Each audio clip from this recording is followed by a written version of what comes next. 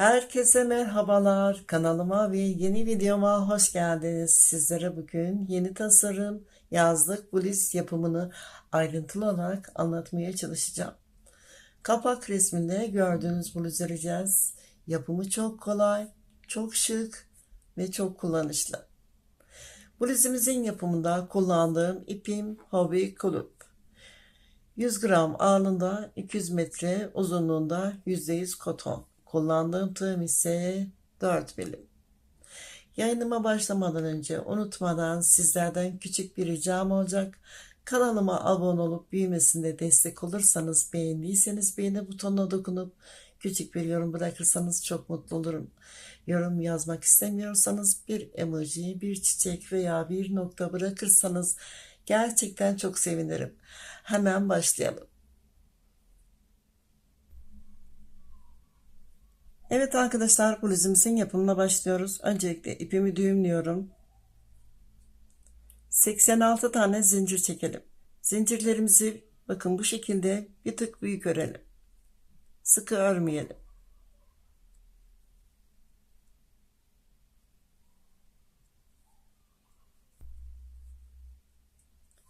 ...86 tane zincirimi çektim. Zincirimi ölçüyorum.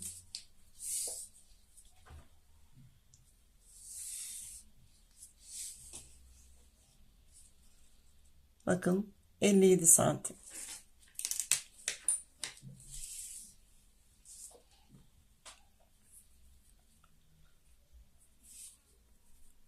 Son ördüğüm zincirimin üzerinden tutuyorum. Artı 4 tane daha zincir çekiyorum. İpimi aldım. Bakın ilk zincirimiz, dördüncü zincirimiz. Bu taraftan saydığımız zaman tek kanadı dış tarafta kalacak, iki kanadı iç kısımda. Buradaki boşluktan ilmeğimi alıyorum. 3 zincirimin boyunda ikili trabzan yapıyorum. Trabzanımı uzun yaptım. Bir zincir çekiyorum. Aynı noktaya 2 tane daha ikili trabzan yapıyoruz. Çift örüyoruz.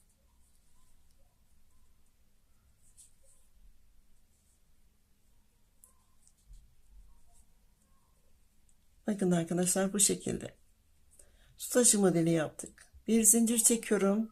2 tane zincir kanadı atlıyorum. Bakın 1 2. Üçüncü zincirimin tek kanadı dış kısımda kalacak. 2 tanesi iç kısımda.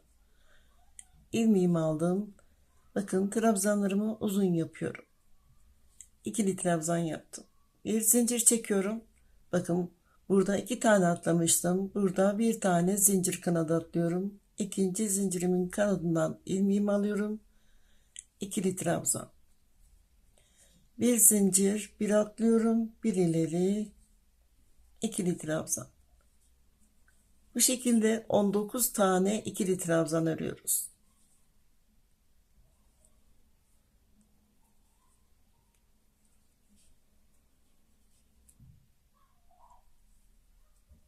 On dokuz tane ikili trabzan ördüm. Bir zincir çekip bir atlayıp bu şekilde 19 tane trabzanımı ördüm.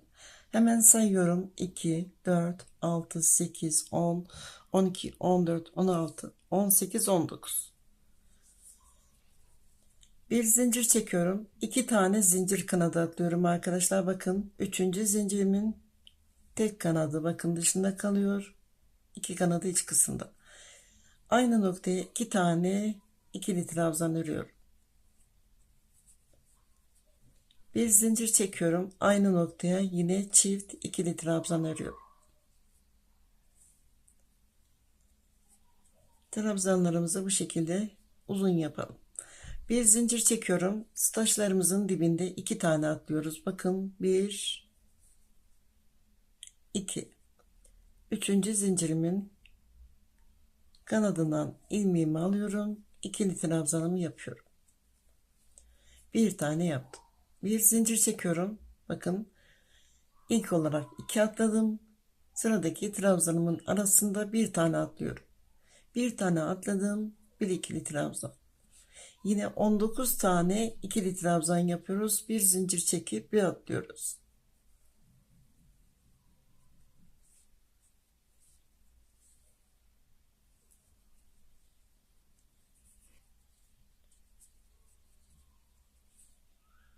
19. ikili trabzanımı yapıyorum. Bakın arkadaşlar, bu tarafta 19 tane ikili trabzan yapmıştım. Su taşı ördüm ve bu tarafta yine 19 tane ikili trabzan yaptım. Bir zincir çekiyorum, 2 tane atlıyorum. Üçüncü zincirimin tek kanadı bakın bu şekilde dışında kalacak. Aynı noktaya 2 tane ikili trabzan ördüm. Evet, 2 tane ikili trabzan ördüm. Bir zincir çekiyorum. Aynı noktaya 2 tane ikili trabzanım örüyorum.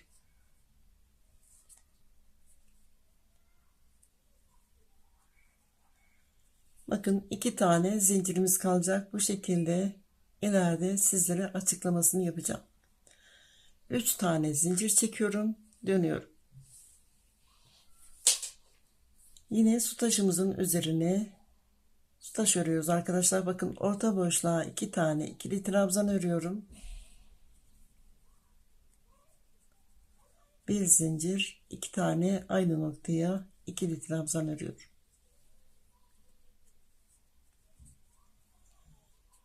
Bakın bu şekilde. Bir zincir çekiyorum. Trabzanımın tepe boşluğu bakın. Buradaki noktaya değil, buraya. Bir tane ikili trabzan. Bir zincir. Sıradaki trabzanımın tepe boşluğuna bir ikili trabzan.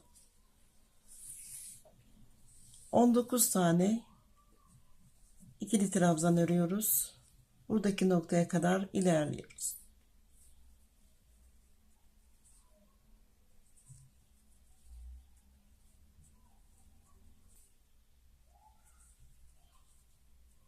Evet, örgümün orta noktasına geldim. Bir zincir çekiyorum. Yine su taşımızın orta noktasına su taşı yapıyoruz. 2 tane ikili trabzan örüyorum. Bir zincir, aynı noktaya 2 tane ikili trabzan. Bir zincir. Bakın arkadaşlar. 19 tane ikili trabzan ördüm. Boşluklar ise 20 tane.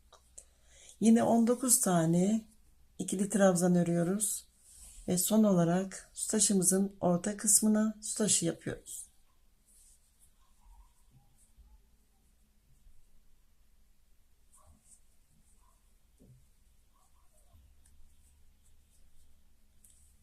İkinci sıramın sonuna yaklaştım. Son olarak su taşımı örüyorum.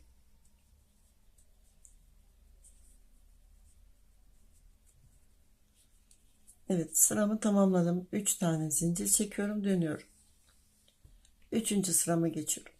Yine su taşımızın üzerine su taş örüyoruz arkadaşlar. Bakın orta boşluğa 2 tane ikili trabzan örüyorum. Bir zincir, orta boşluğa yine 2 tane ikili trabzan örüyorum. Bir zincir. Örgümüzde uzunluğunda, genişliğinde farklılık olmuş mu birlikte görelim. Bakın buradan tutuyorum.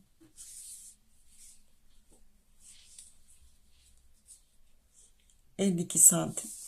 Yani örgümüzün üzerinden, hatta daha düzgün ölçeyim arkadaşlar, bakın. 51 santim. 6 santim kısalma olmuş. Bu şekilde 24 sıra öreceğim arkadaşlar. Sizler beden ölçünüze uygun şekilde uygun sırada örebilirsiniz. 24 sıramı tamamlayıp geliyorum.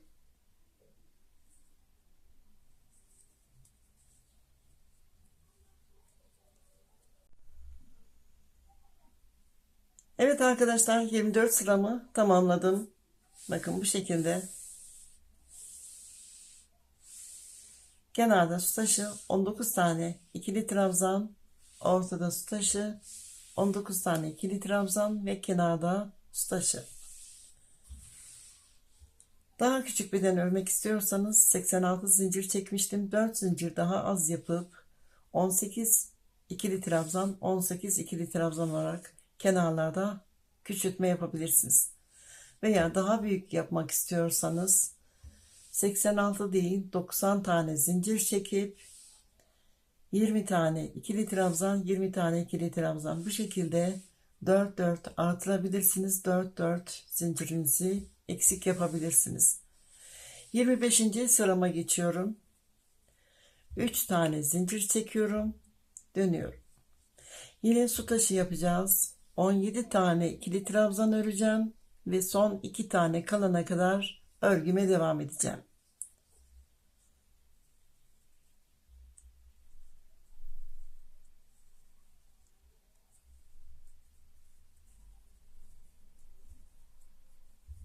...17 tane ikili trabzanımı yaptım. Bir zincir çektim. Bakın orta su taşımızın kenarındayız. Son 2 tane kaldı. Bir zincirimi çektim. Tığımı ipimi aldım. Sıradaki trabzanımın tepe boşluğundan ilmeğimi alıyorum. Bir tane yarım trabzan yapıyorum. 2 ilmeğimi tığımda bekletiyorum. İpimi aldım. Sıradaki trabzanın tepe boşluğundan ilmeğimi alıyorum. Yarım trabzan. 2 tane yarım trabzan yaptım. Her iki trabzanımı tek olarak örüyorum. Eksiltme yaptım. Bir zincir çekiyorum. Su taşımızın orta kısmına çift ikili trabzan yapıyorum. Çift ördüm. Bir zincir çekiyorum. Aynı noktaya tekrar çift ikili trabzan yapıyorum. 2 tane çift ikili trabzan yaptım. Bir zincir çekiyorum. Tekrar aynı noktaya 3. çift ikili trabzanımı yapıyorum. 3 tane çift ikili trabzan yaptım. Aralarında zincir çektim. Bir zincir çekiyorum. Bakın burada yaptığımız eksiltmemizi burada da yapıyoruz. İpimi aldım. Sıradaki trabzan tepe boşluğundan ilmeğimi aldım. Yarım trabzan. Tekrar tığım ipimi aldım. Sıradaki trabzanın tepe boşluğundan ilmeğimi aldım. Yarım trabzan. Her iki trabzanımızı tek olarak örüyoruz. Eksiltme yapıyoruz. Bir zincir çekiyorum. Sıradaki trabzan tepe boşluğuna trabzan. Bir trabzan bir zincir olarak sıramızı tamamlayalım.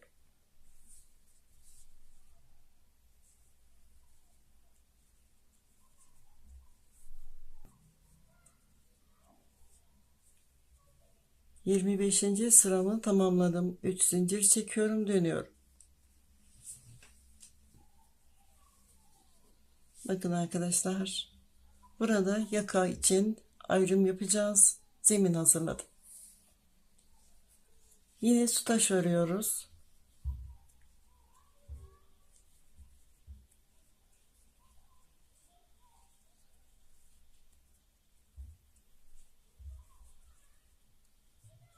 Taşımı ördüm. Bir zincir çekiyorum. Bakın kenar kısmı arkadaşlar. Artırma yapıyoruz. Bir tane trabzanımızın ilk trabzanımızın tepe boşluğuna bir tane ikili trabzan yapıyorum. Bir zincir, aynı noktaya tekrar ikili trabzanımı yapıyorum. Artırmamı yaptım. Bir zincir, sıradaki trabzan tepe boşluğuna trabzan. Son 2 tane kalana kadar, bakın 2 tane trabzan tepe boşluğu kalana kadar örmeye devam ediyorum.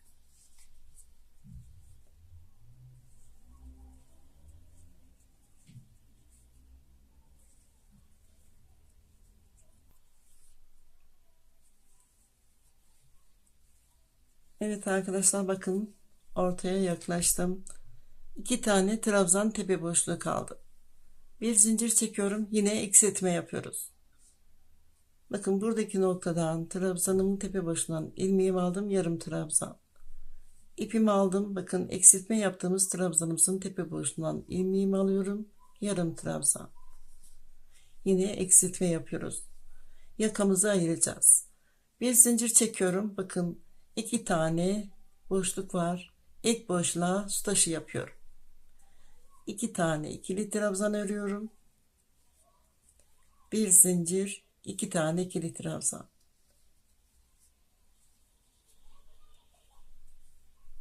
Bakın bu şekilde. Yakamızı ayırıyoruz arkadaşlar. Bir yönünü öreceğiz. 3 tane zincir çekiyorum, dönüyorum. Su taşımızın üzerine su taşı örüyoruz.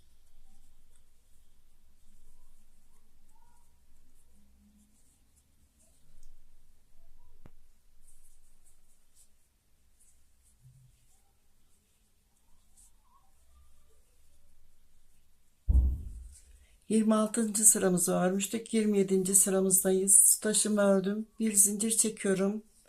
Bakın 25. sıramızda eksiltme yapmıştık. 26. sıramızda yine eksiltme yaptık. 27. sıramızdayız. Yine eksiltme yapıyoruz. Bakın bir zincir çektim. Trabzan tepe boşluğundan eksiltme yaptım. Trabzan tepe boşluğundan ilmeğimi aldım. Yarım trabzan. İpimi aldım. Sıradaki trabzan tepe boşluğundan ilmeğimi aldım. Yarım trabzan. Her iki trabzanımı tek olarak ördüm. Üçüncü eksiltmemi yaptım. Bir zincir çekiyorum. Sıradaki trabzan tepe boşluğuna bir trabzan. Bu şekilde son trabzanımıza kadar örmeye devam ediyoruz.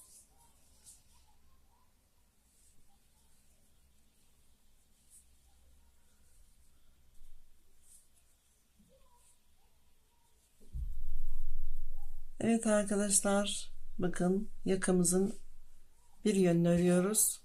Son trabzanımın bulunduğu noktaya geldim. Burada yine artırma yapıyoruz. Kenar kısmı bakın. Bir tane ikili trabzanımı ördüm. Bir zincir çekiyorum. Aynı noktaya tekrar ikili trabzanımı ördüm. İki tane artırma yapmış olduk. 26 ve 27. sıramızda. Tekrar su taşını örüyorum.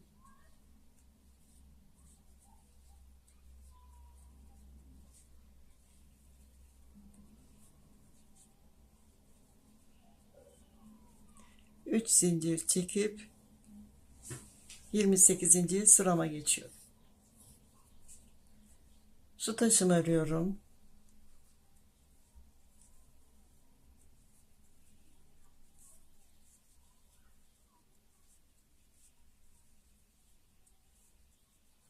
Bir zincir. Yine ilk trabzanımızın tepe boşluğuna çift örüyoruz arkadaşlar. Bir trabzan, bir zincir, aynı noktaya bir trabzan, bir zincir. 27. sıramızdayız. Üçüncü artırmamı yaptım. Bir trabzan, bir zincir olarak son iki tane kalana kadar örmeye devam ediyoruz. Bakın buradaki noktaya kadar.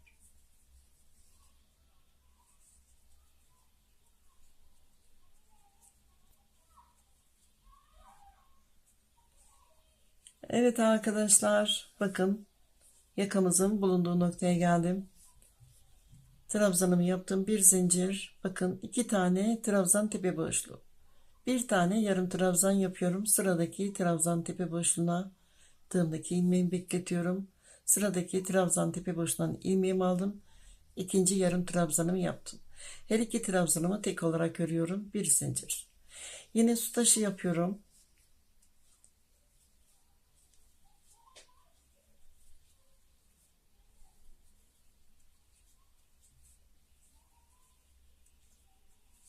Su taşımı yaptım. 3 zincir çekiyorum. Dönüyorum. 29. sıramı öreceğim. Tekrar su taşımın üzerine su taşı örüyorum.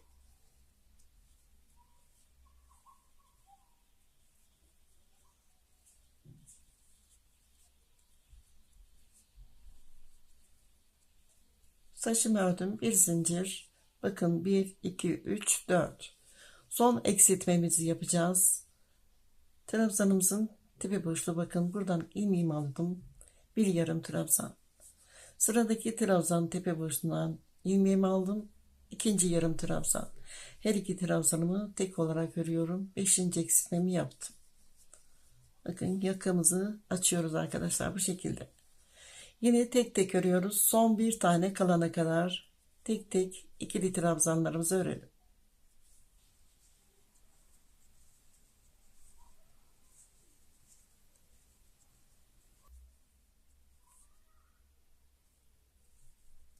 Evet arkadaşlar, 29. sıramızın sonuna yaklaştım. Bakın 1, 2, 3, bir zincir çekiyorum. Yine burada artırma yapıyorum. Son trabzanın tepe boşluğuna bir tane ikili trabzan, bir zincir, aynı noktaya bir ikili trabzan, bir zincir. Su taşımın üzerine tekrar su taşı örüyorum.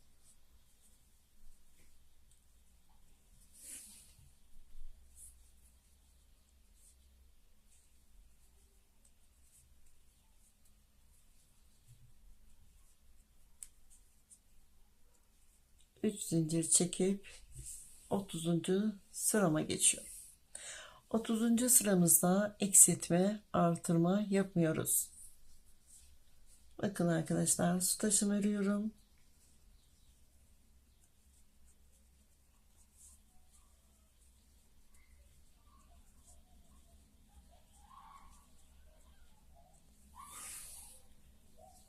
Taşımı ördüm. Tüm trabzanlarımızın tepe boşluğuna birer tane örüyoruz. Bir zincir çekiyoruz aralarında.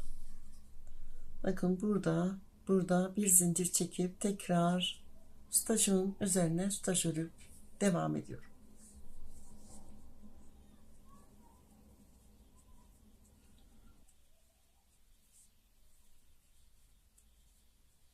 Evet, 30. sıranın sonuna geldim. Bakın 30. sıramızda eksiltme, artırma yapmadık. Yaka bölümünde bakın 1, 2, 3, 4, 5 tane eksiltme yaptım. Kol tarafında ise 4 tane artırma yaptım. 30. sıramı tamamladım. 39. sırama kadar bu şekilde sabit örüyorum arkadaşlar.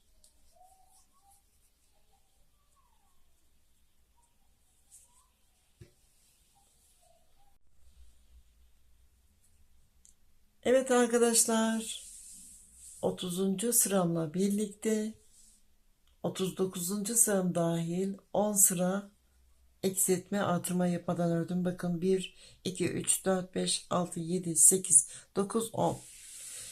25. sıramızda kurulum yapmıştık. Bakın 2 tane taşı tepe boşluğu yaptık. Kenarlarında eksiltme yapmıştım. 26. sıramızda eksiltme yaptım ve kol kenarında artırma yaptım. Tekrar 27. sıramızda artırma yapıp eksiltmemi yaptım. 3. eksiltme. 28. sıramızda yine eksiltmemi yaptım ve kol kenarında 3. artırmamı yaptım. 29. sıramda 5. eksiltmemi yaptım. 4. artırmamı yaptım. Üzerine 10 sıra sabit ördüm. Diğer tarafı öreceğiz. Bakın yakamızın tek tarafının açılımını yaptık. Kol kenarından başlıyoruz. Bakın su taşımın tepe boşluğu, bakın orta boşluğundan ipimi sabitliyorum. 3 tane zincir çekiyorum. Zincirimizi bir tane trabzan olarak sayıyoruz. Aynı boşluğa bir tane ikili trabzan örüyorum. Bir zincir, aynı noktaya 2 tane ikili trabzan yapıyorum. Böylece su taşımızı yapmış olduk. Bir zincir.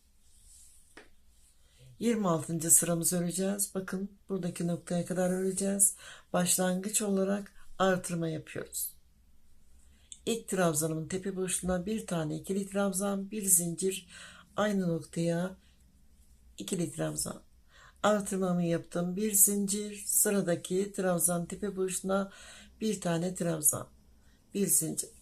Bu şekilde bir zincir bir trabzan olarak örüyoruz. Son 2 tane trabzan tepe boşluğu kalana kadar örmeye devam ediyoruz.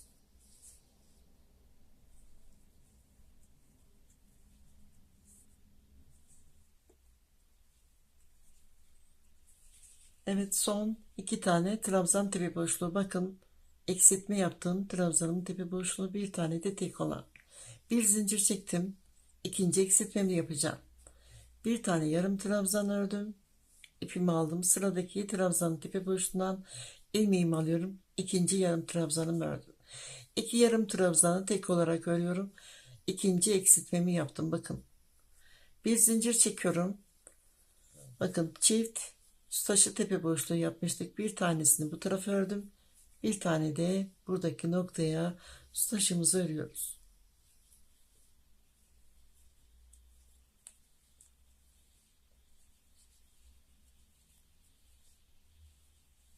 26. sıramızı tamamladık. 3 zincir çekiyorum, dönüyorum. Bakın arkadaşlar, bu şekilde öreceğiz. Yine su taşımızın orta boşluğuna bir tane su taşı örüyoruz.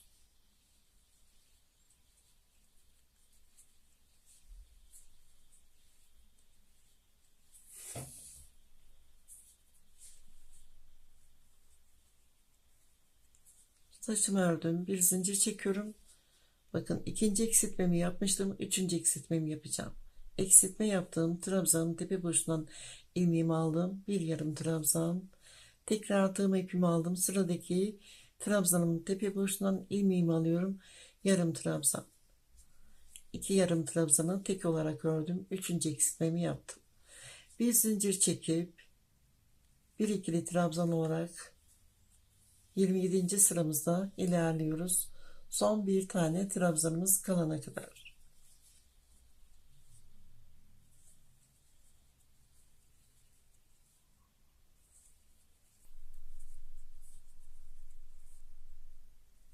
...27. sıramın son ikili trabzan tepe boşluğundayım.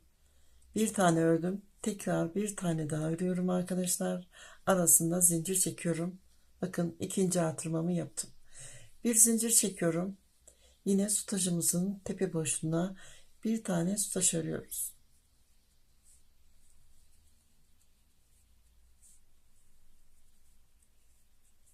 Evet, sütajımı ördüm. 3 zincir çekiyorum, dönüyorum. 28. sıramıza geçiyoruz. Sütajımın üzerine sütaj örüyorum.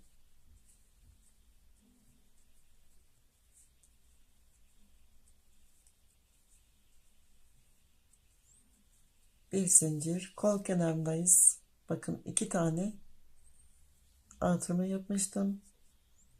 Üçüncü artırmamı yapıyorum. İlk trabzan tepe boşluğuna bir tane ikili trabzan, bir zincir, aynı noktaya ikili trabzan. Yine bir zincir çekip bir ikili trabzan örüyoruz. Son iki tane trabzan tepe boşluğu kalana kadar sıramızda ilerliyoruz.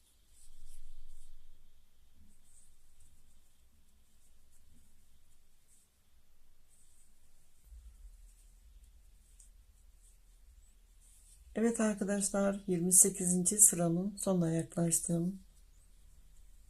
Bakın 3 tane 3 sıramızda 3 tane eksiltme yapmıştım. Dördüncü eksiltmemi yapıyorum. Son iki tane trabzan tepe boşluğu kaldı. İlk trabzanım tepe boşluğuna ilmeğimi aldım. Yarım trabzan. Sıradaki eksiltme yaptığım trabzanın tepe boşluğuna ilmeğimi aldım. Yarım trabzan. Her iki yarım trabzanımı tek olarak örüyorum. Dördüncü eksiltmemi yaptım. Yaka kenarında. Bir zincir çektim. Yine sütaş örüyoruz.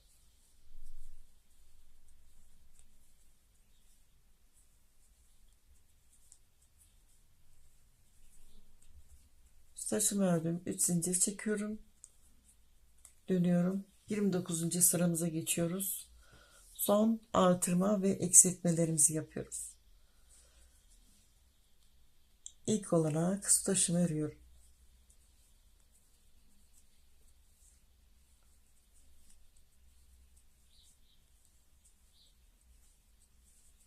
Bir zincir. Beşinci ve son eksiltmemizi yapacağız. Bakın yaka kenarındayım. 1 2 3 4. İlk trabzanın tepe boşluğundan ilmeğimi aldım. Yarım trabzan. Sıradaki trabzanımın tepe boşluğundan ilmeğimi alıyorum. İkinci yarım trabzan. Her iki trabzanı tek olarak örüyorum. Beşinci eksiltmemi yaptım. Yine tek tek örüyoruz. Bir zincir bir trabzan olarak örüyoruz arkadaşlar. Son bir trabzan kalana kadar.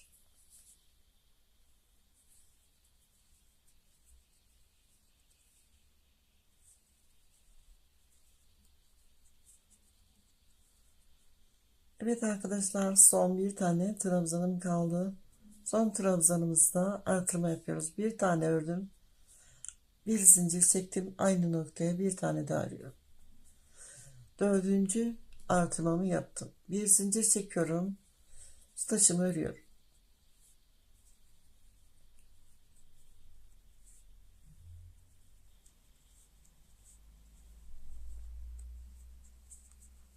Taşımı ördüm. 3 zincir çekiyorum. Dönüyorum.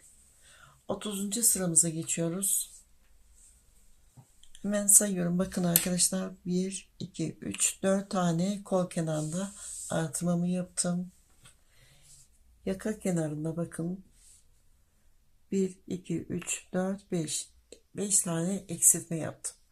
Bundan sonraki sıramızda 30, 31, 32, 33, 34, 35, 36, 37, 38 ve 39. sıramızı 10 sıra sabit örüyoruz.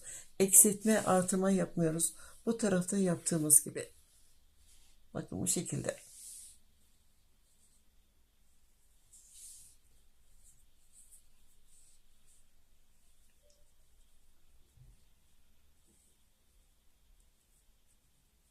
Evet arkadaşlar, 39. sıramın sonuna geldim. 10 sıra sabit ördüm. Son olarak bir zincir çekiyorum. İpimi kesiyorum. İpimizi uzun keselim. Dikişte kullanacağız.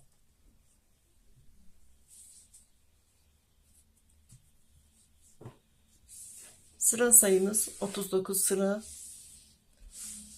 Sıramızda kalan trabzan sayısını sayalım. 2, 4, 6, 8, 10, 12, 14, 16, 18. 18 tane de bu tarafta kaldı. Yakamızı ayırdığımız yüksekliği ölçüyorum.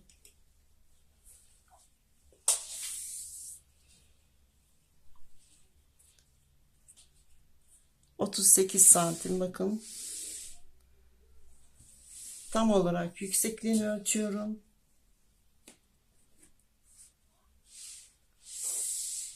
...58 santim. Genişliğini tekrar ölçelim.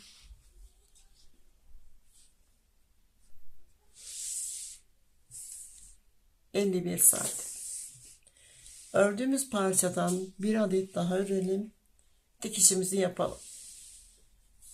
Eşit sayılarda örelim arkadaşlar. Eşit sırada.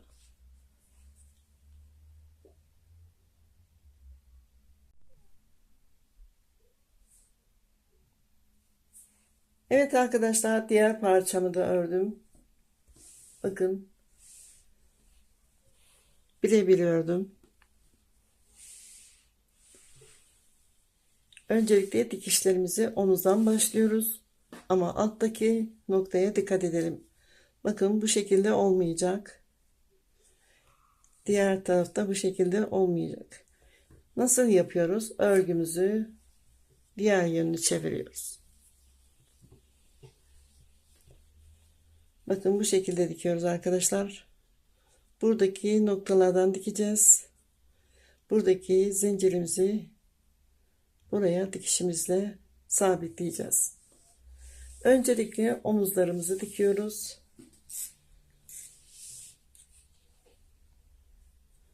Dikiş için uzun ip bırakmıştım. İğneme taktım. Örgülerimizin tepe boşluklarından dikiyoruz.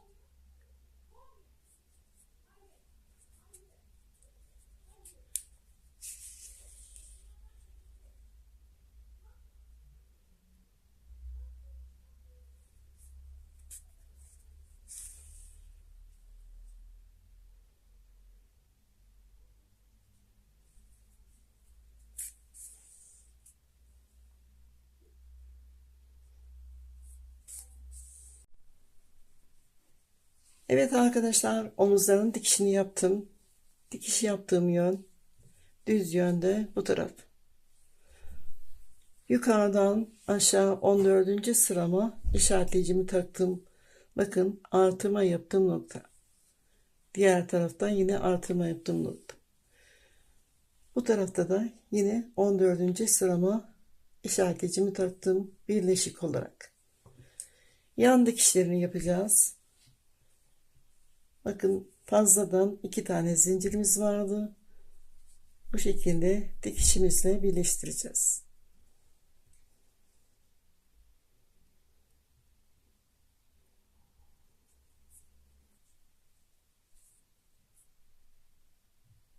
Evet, sıkıladım. Burada boşluk oluşturdum. Yukarı trabzanımın üzerine örgümün arasından geçirdim. 3 tane zincirimin bulunduğu noktaya geldim. Karşıdaki örgümüzün yine aynı şekilde 3 tane zincirimizin bulunduğu nokta. Bakın, burada boşluk bıraktım. Burayı dikiyorum.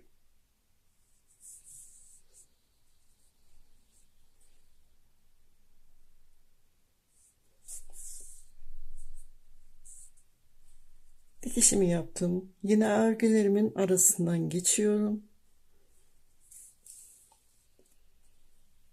Bakın buradan 3 tane zincirimin bulunduğu yere geliyorum.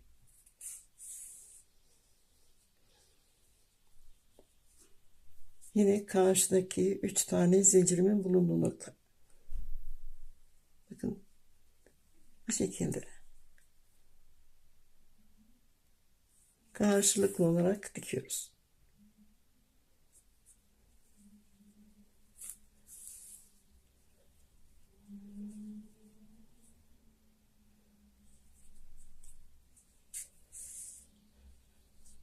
Burada boşluk bıraktım. Yine örgülerimizin arasından ipimizi geçiriyoruz.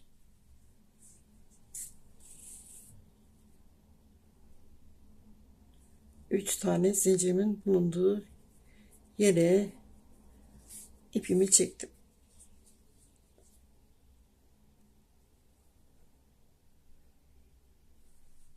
Bakın örgümüzün yine çıkışı.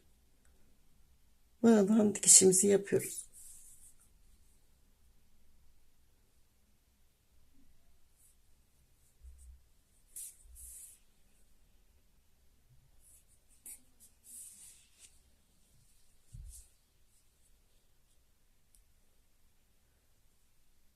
Dikişimi yaptım.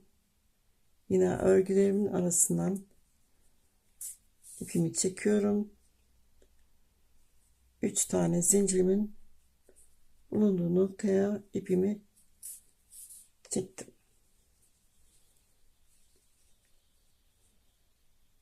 Yine karşılıklı olarak 3 tane zincirimin bulunduğu noktaya dikişimi yapıyorum. Yan dikişlerimizi bu şekilde yapıyoruz.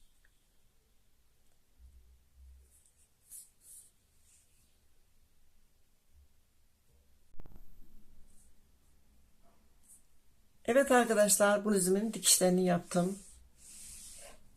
Bakın bitmiş hali. Dönüş zincirleri 3'er tane yapmıştık.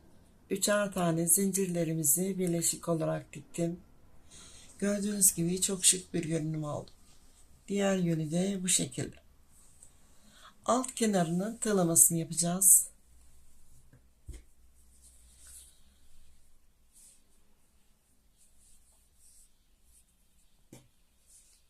Bakın ikinci boşluktan ipimi alıyorum.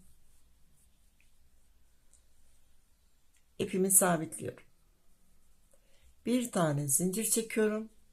İpimi aldım. Tekli trabzan öreceğiz. Aynı boşluğa bir tane tekli trabzan örüyorum.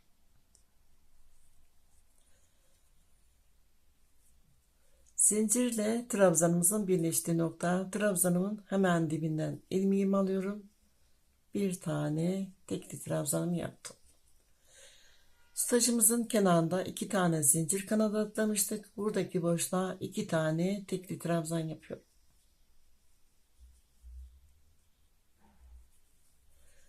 Stajımın orta boşluğundan ilmeğimi alıyorum. Bir tane. Hemen kenarındaki boşluktan ilmeğimi alıyorum. Bir tane. Dikişimizi birleştirdiğimiz nokta. Bakın buradaki boşluktan ilmeğimi alıyorum. Bir tane tekli trabzanımı yaptım. Stajımın kenarı, bakın buradaki noktaya bir tane. Orta boşluğu, stajımın orta boşluğu arkadaşlar, buradan ilmeğimi aldım, bir tane. Stajımızın kenarı 2 tane zincir kanadı atladığım için buradaki noktaya 2 tane. Zincirimizin birleştiği nokta, bakın trabzanla birleştiği noktaya bir tane. Sıradaki boşluğa bir tane. Trabzanımın dibine bir tane. Boşluğa bir tane. Trabzanımın dibine bir tane. Kenar tığlamalarımızı bu şekilde yapıyoruz.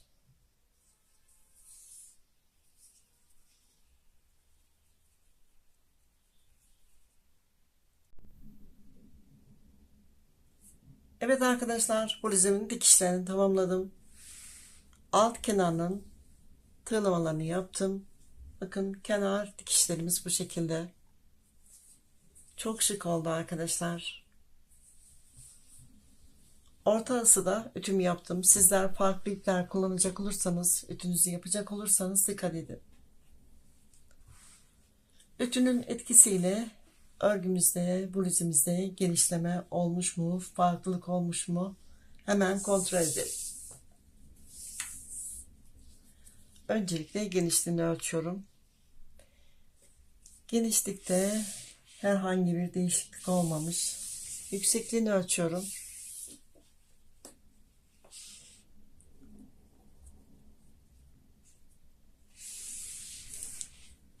...61 santim...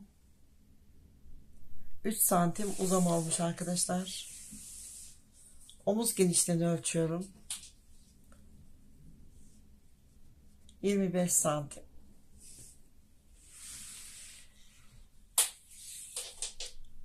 Yaklaşık 4 yumak ip kullandım. 400 gram civarında ip kullandım. Bir tane de büyük boy ördüm arkadaşlar. Bir tık farklı ördüm. Hemen ona da bakalım. Bakın. 94 zincir üzerinden başladım. Su taşı ördüm. 21 tane ikili trabzan, su taşı 21 tane ikili trabzan. Her iki tarafta iki tane fazla ikili trabzan ördüm. Biraz salaş ördüm. 23. sıramdan sonra yaka için buraya kurulum yaptım. 24. sıramda 25. sıramda yakamı ayırmaya başladım. Kol kenarında artırma yapmadan ördüm. Yaka kenarlarında 6 tane bu tarafta 6 tane bu tarafta eksiltme yaptım. Diğer bluzumdan farklı ördüm.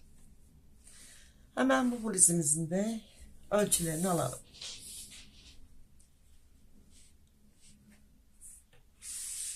...56 santim... Yükseklik sırası aynı şekilde 39 sıra ördüm.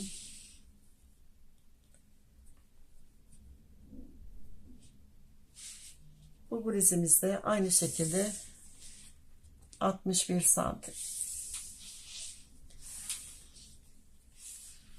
Kol kenarında artırma yapmadığım için bu bluzumuzun kol kenarı yani omuz kenarı 21 santim.